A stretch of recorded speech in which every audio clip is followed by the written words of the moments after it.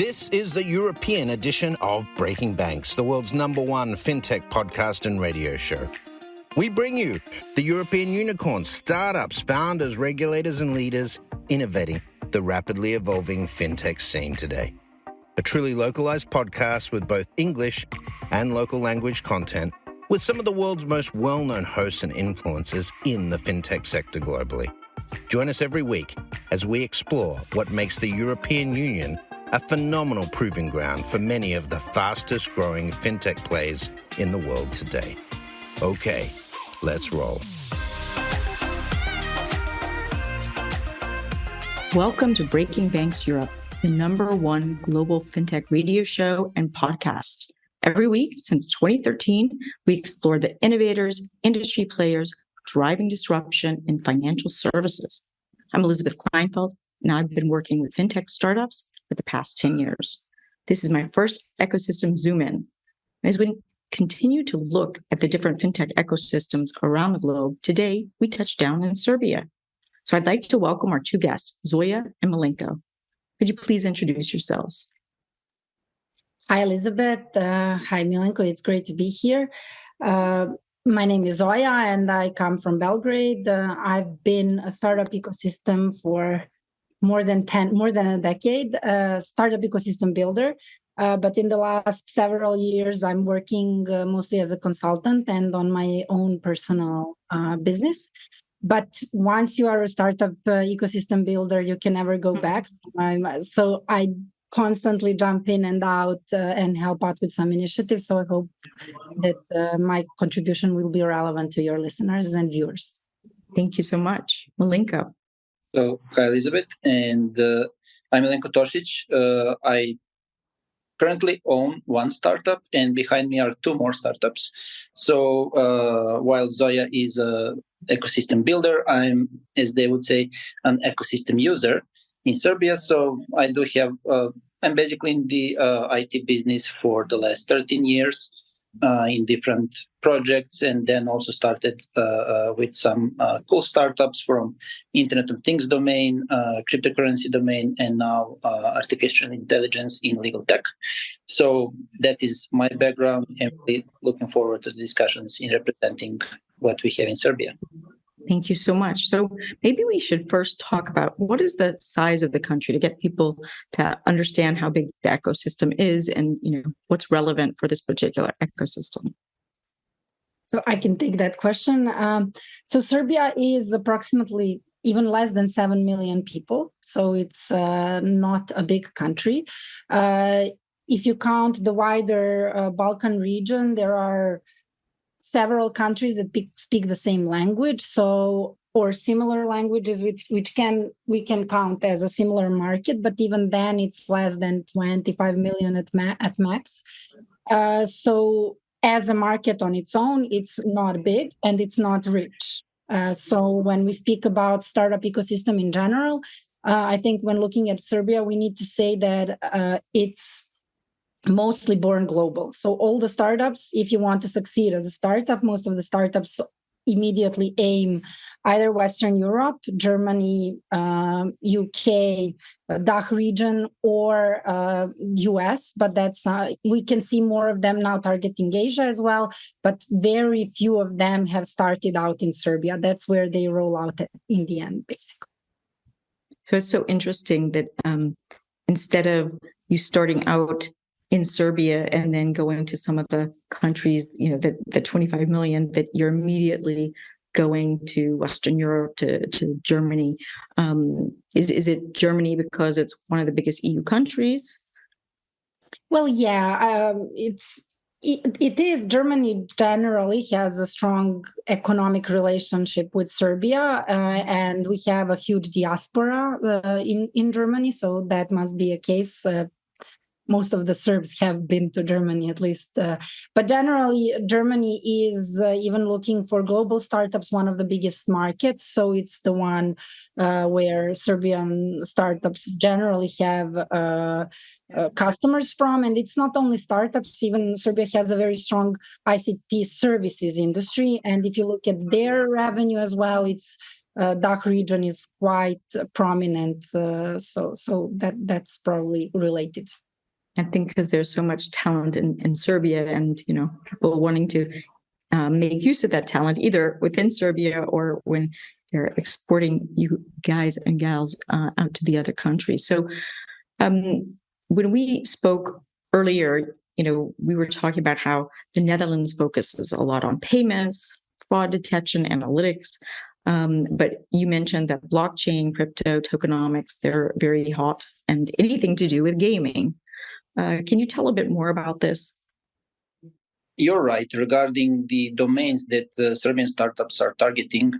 I would say that recently, or let's say logically speaking, one of the top domains for startups is agriculture, because 65% of our territory is actually dedicated to the agriculture. But regarding the most successful startups with good international presence and big investments, gaming is number one.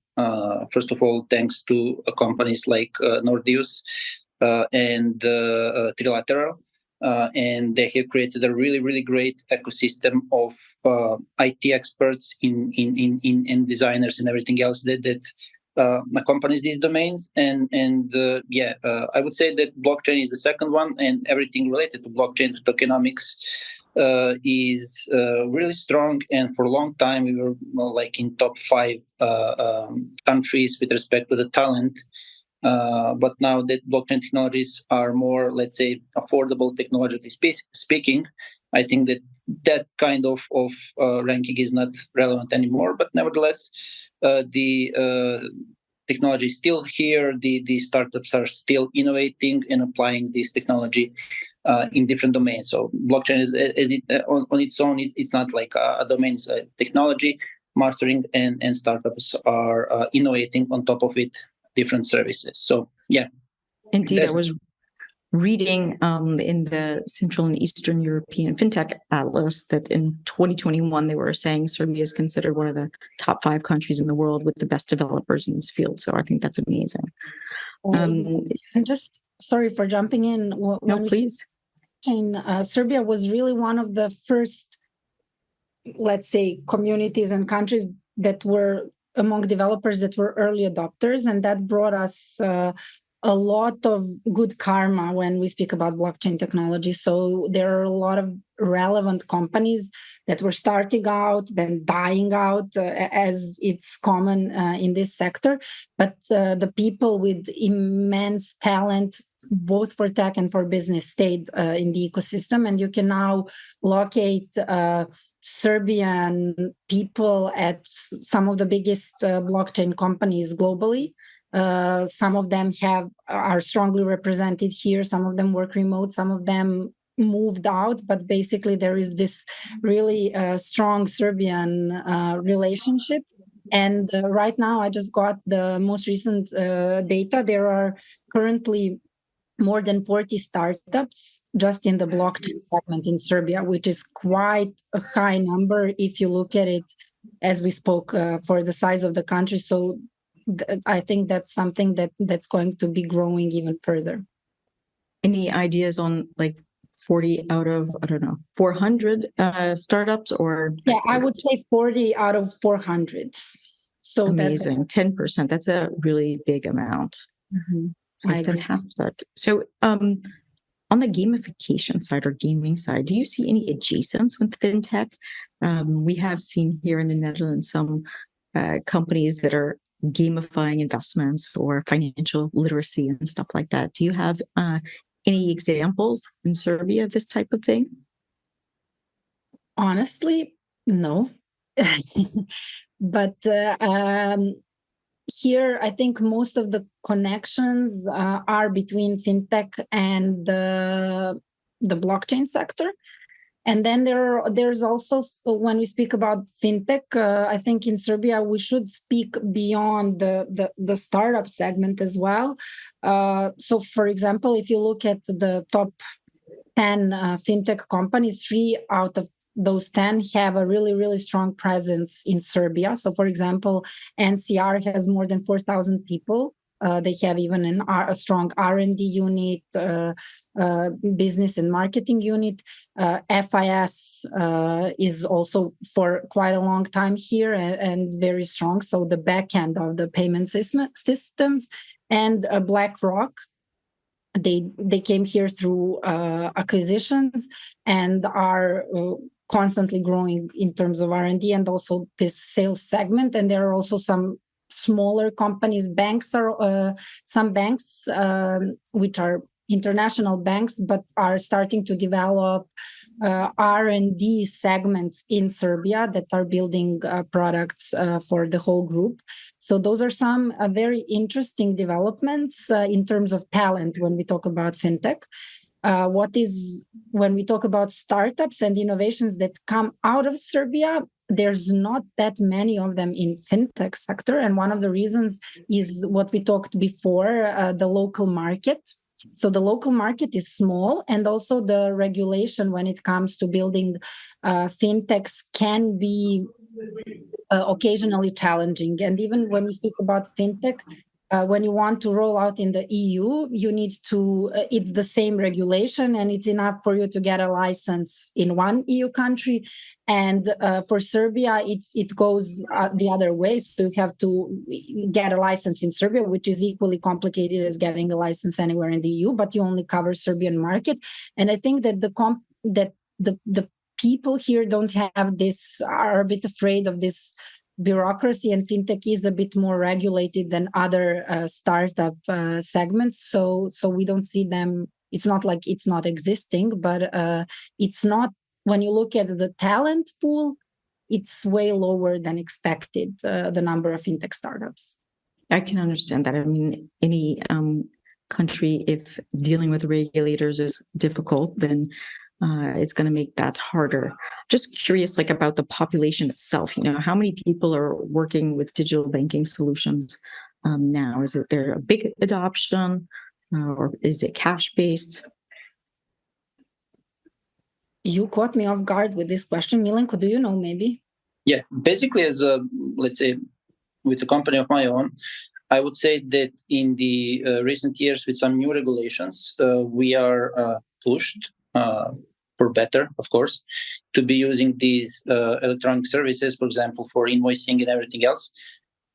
First of all, it's for internal use. So all the invoices between Serbian companies now come through a centralized system. So you have the overview of everything. It's still to be expanded to the foreign exchanges, so for everything international. Regarding the actual payments and fiscalization, it's full-blown. I mean, people are using the e-banking more and more.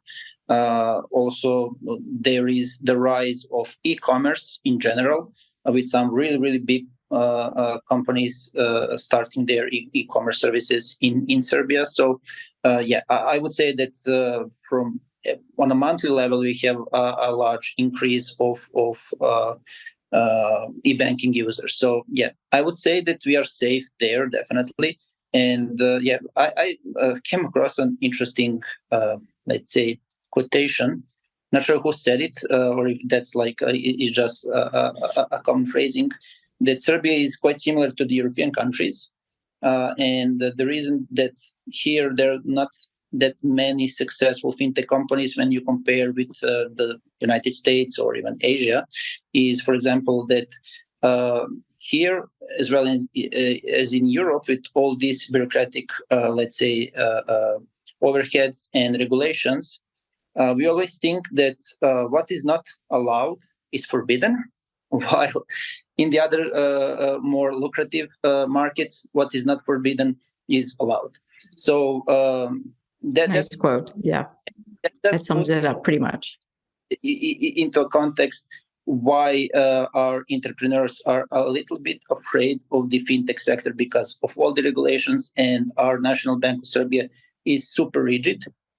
So there's no workarounds at the moment, and at least there is like a big risk of being fined or being forbidden to operate. So with that in mind, there is like a limited set of really open opportunities that entrepreneurs do take. So this is why the blockchain is actually one of the big driving factors of fintech in Serbia. So one of the other companies we talked about last time was helping SMEs with their financing, Pinta Bank. That was from someone, Lav, who's also from Belgrade, and now he has another startup. Can you say anything about that? Exactly. You mentioned that, one of the Penta founders, Penta got acquired, and one of their founders is from Belgrade, and he's now, again, back in Belgrade, starting his own new business. It's called Relio. It's helping SMEs open up a bank account in Switzerland and guide them through KYC process. And it should be, they're trying to simplify that process for SMEs. There are some other relevant fintechs as well. We have LeanPay, which is the fintech which started out in the region, but is now broadening, and LeanPay is buy now, pay later solution, but is focused on, let's put it this way, like larger purchases, 5K and above. Another one, which is interesting, and for me, it's a typical solution that came out from a local problem, but it's actually a global solution. It's a startup, Credium, and they are present here in the region, but also in the Middle East. And they help with expat. They help expat and cross-border mortgages.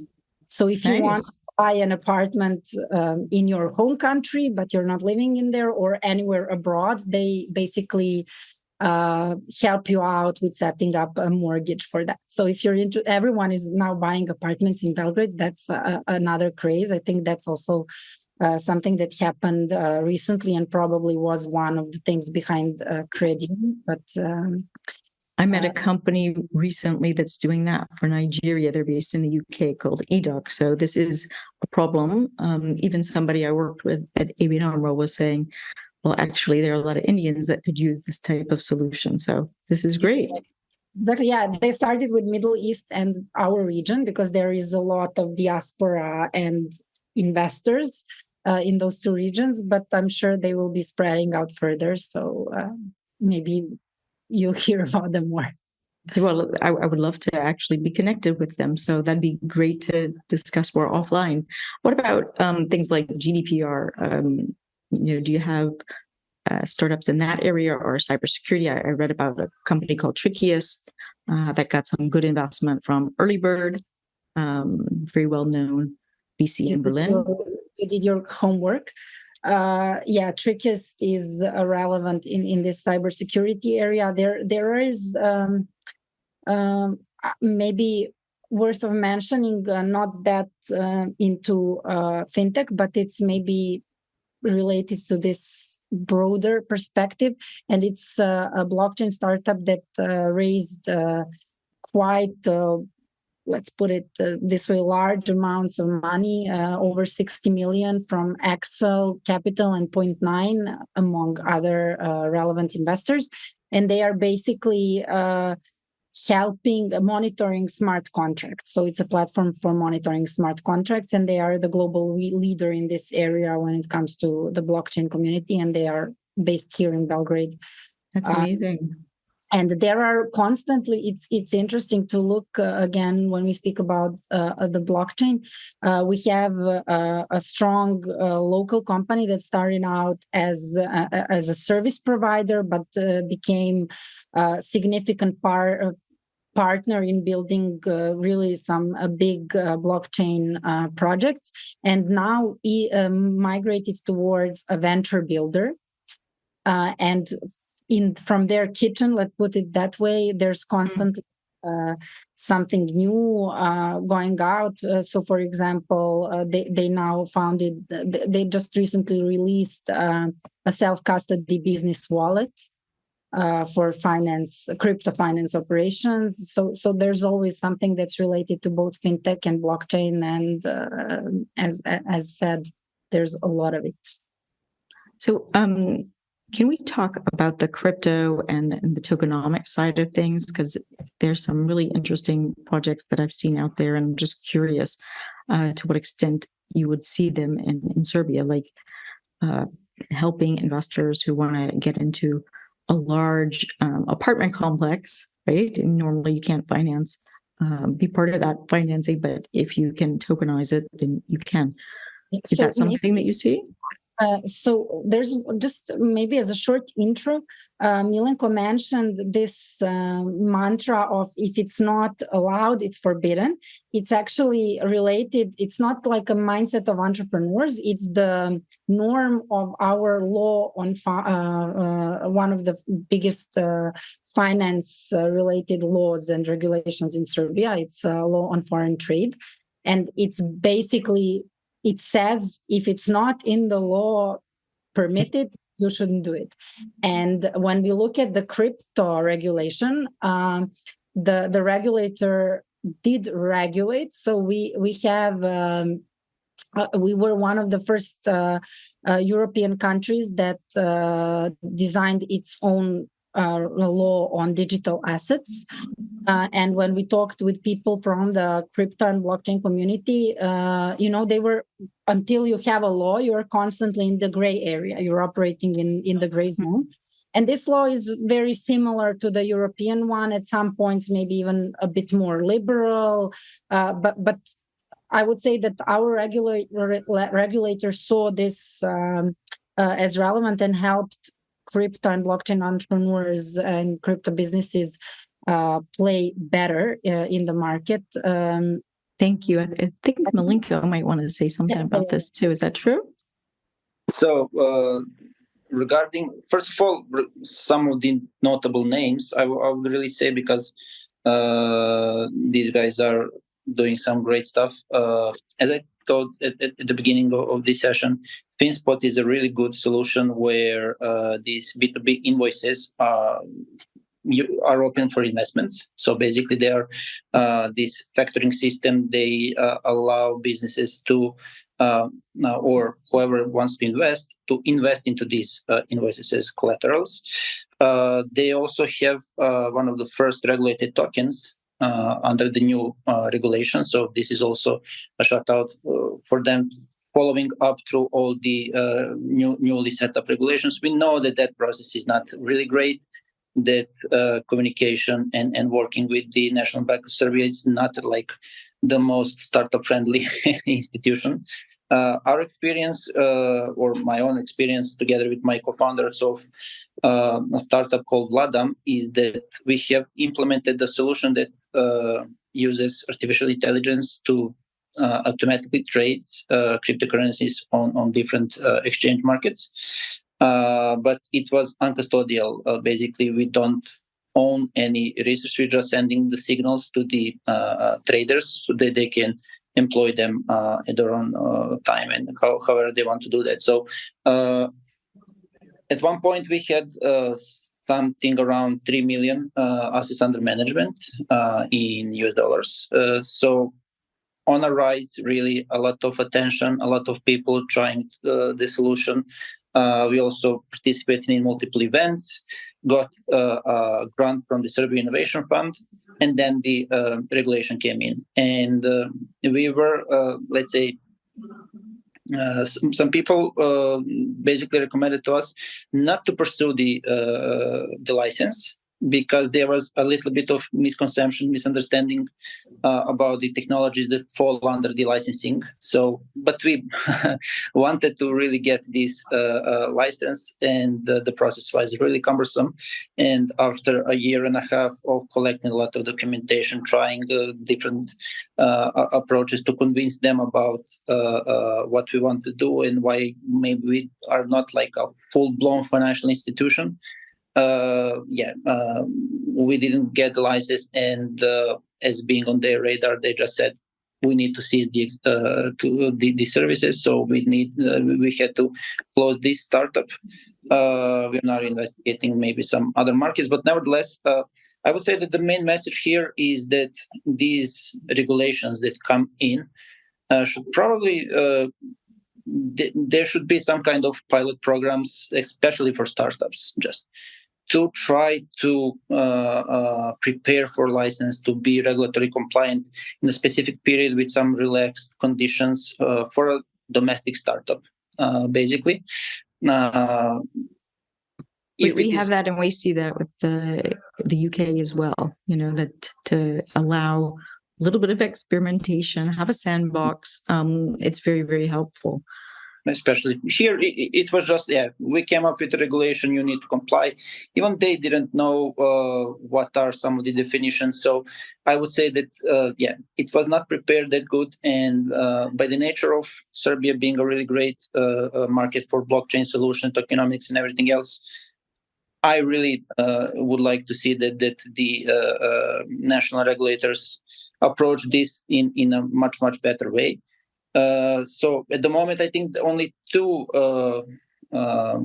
organizations have this license. One is the ECD, like the only cryptocurrency exchange in Serbia. So they have to exist in order for you to buy cryptocurrency legally for Serbian dinars. And the other one is actually doing similar thing that Vladan was doing, but they came better prepared with more resources and everything else that needed to be invested. So they got that license as well. So goes to show that it's not easy to obtain it. And these kind of regulations should definitely be thought of a little bit more to be startup friendly. Well, I hope that within your ecosystem, there are ways that you can connect to the regulators, because certainly here, I see with Holland FinTech that Donna is often speaking to the regulators, and not just the Dutch ones, also at a European level. And I think that dialogue is just really so important. I'm going to go back to the funding scene for just a minute, because I was also reading in the Serbian Monitor that about 325 million went to startups in Serbia in 21 and 22. And of those, like 78% of the funding went to SaaS solutions.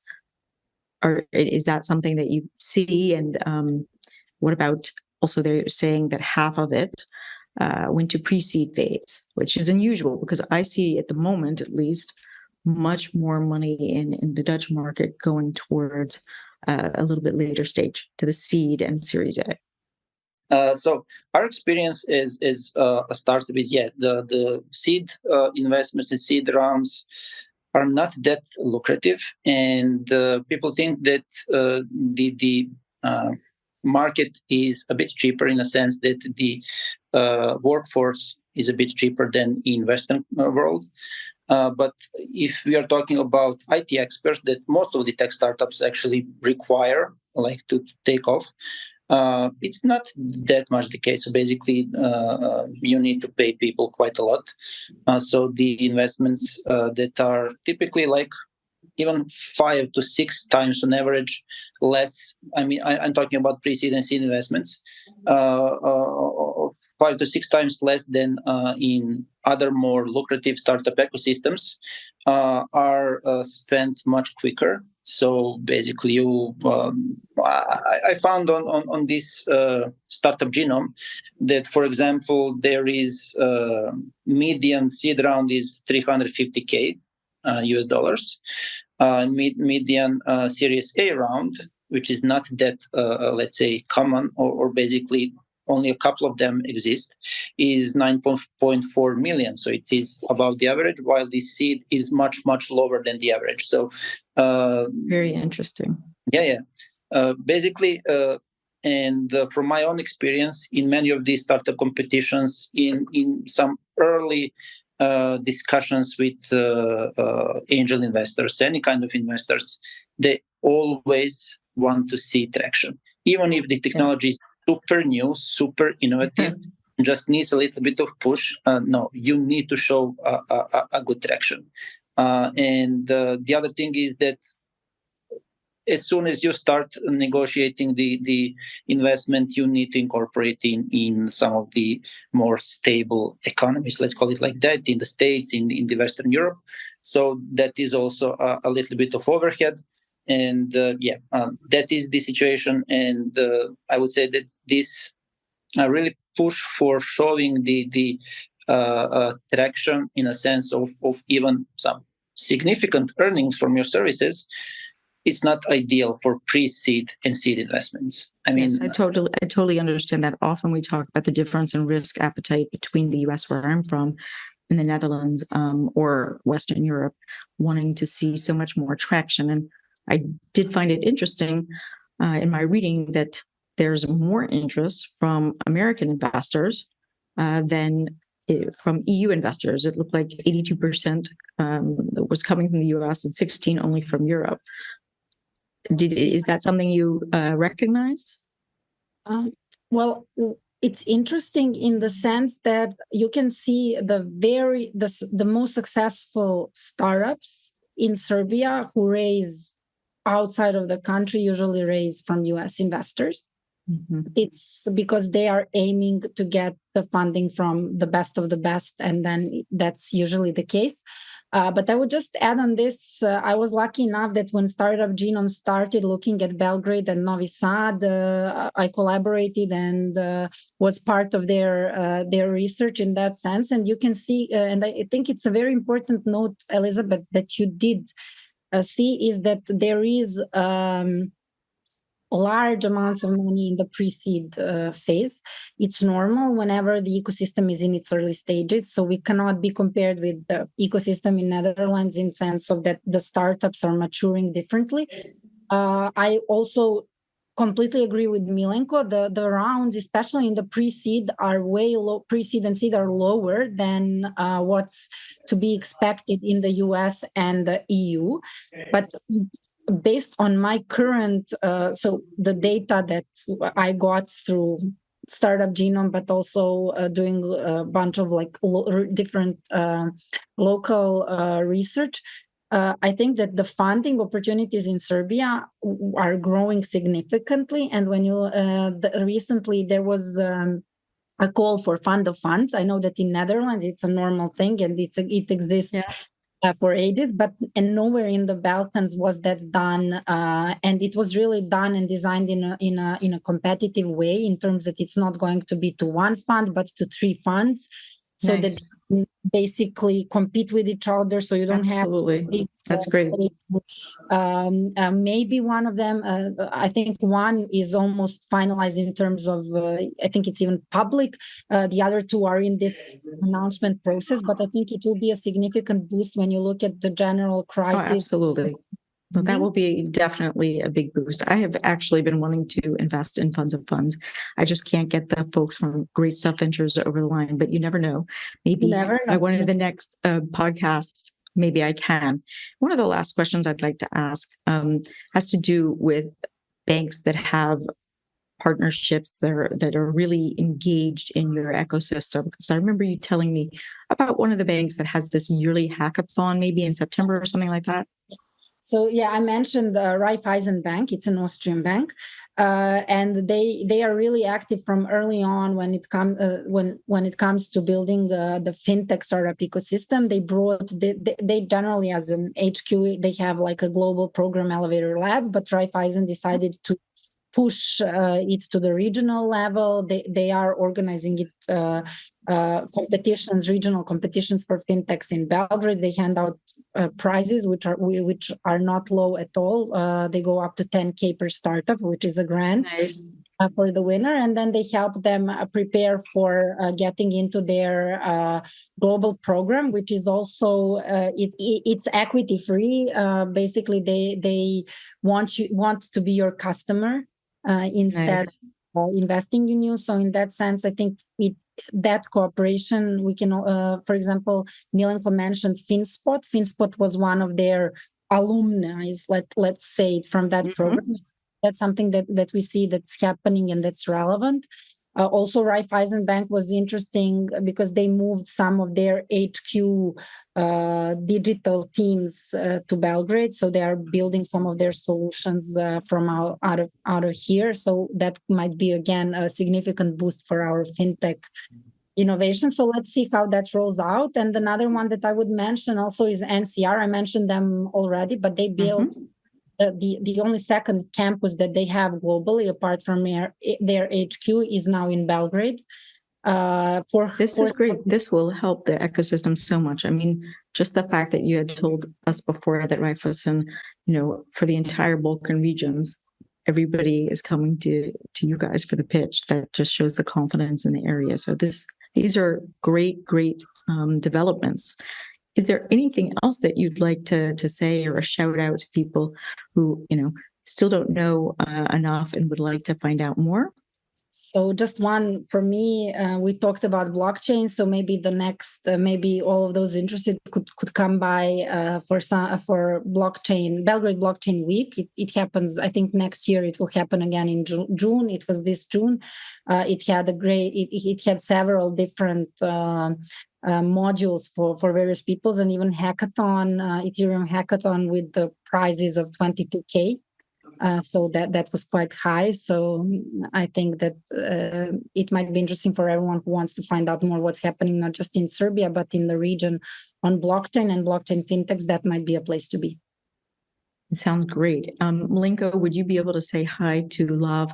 Because Pinterbank was indeed one of the startup bootcamp companies in the past. Yeah. Well, how I would like to end my participation in this webinar is that Serbia is great regarding IT talent and everything that surrounds the IT talent, with all the managers and people making these great companies. So I would say that is the strongest point of our ecosystem. A lot of talent, a lot of know-how coming from working in research centers for big companies, including fintech itself. So it's just a matter of time and a matter of little bit more relaxed regulation that the fintech actually explodes in Serbia and in the region. So I'm really looking forward to this point. So many specific shout-outs, nothing at the moment. You did mention GDPR, so maybe a shout-out for Proce, as you can see here. If anybody wants to see that, it's like a really cool solution that you can try. So tell us a little bit about it. Yeah, of course. It applies artificial intelligence to read privacy policies, those really things that we accept and never see and never read. Reads privacy policies on behalf of end users and provides them with key takeaways. And the other thing is that also it is a B2B solution that allows companies to check what privacy-sensitive individuals think about their privacy practice, or like a living lab testing privacy practices before you go live. So really think that this will become more and more important for people going forward with all the AI-related things happening, and all the time you hear where your data is going and who is benefiting from it. And that's very important. Yeah. Thank you so much for telling us about that. So thank you, both of you. It's been wonderful to find out more about the Serbian ecosystem. And with my investor hat on, I also invite you to, anytime you see a great company, and Milenko, if you're interested too in your pre-seed or seed raise, then reach out to me.